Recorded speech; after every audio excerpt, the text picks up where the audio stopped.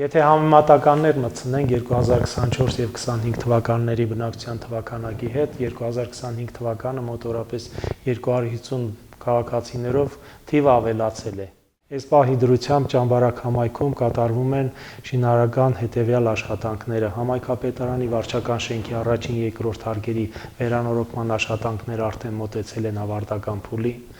Կատարում ենք սալարկման աշխատանքներ, փողոցների մայթերի վերանորոգում, Ճամբարակ քաղաքի մուտքի 400 մետր երկարությամբ հենապատի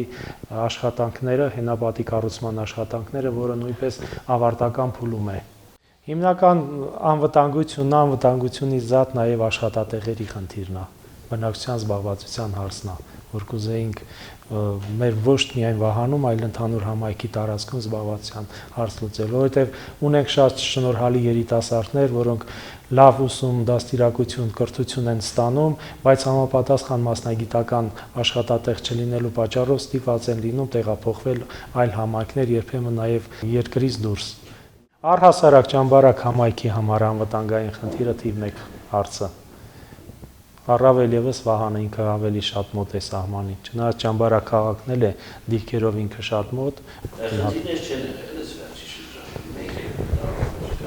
Այս վերջին ժամանակներում համեմատաբար շատ հանգիստ է։ Սահմանային որեցե միջադեպեր կամ կրակոցներ համայնքում չի լսվում։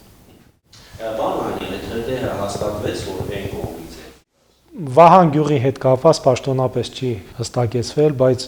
տենց խոսակցություններ կան, որ կարող է նաև հակառակորդի կողմից է հրդեհը թափանցել մեր դիրքեր, որովհետև անտառային գոտուց է բարձրացել այդ հրդեհները։ Հիմնականում համայնքապետարանը որպես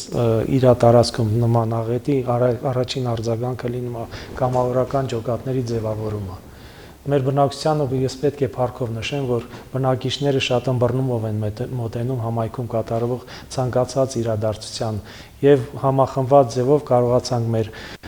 ներքին գործերի նախարարության, փրկարար ծառայության այդ վարչությունների հետ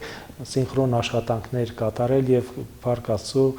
կարճ ժամանակահատվածում կարողացանք լիկվիդացնել այդ աղետը։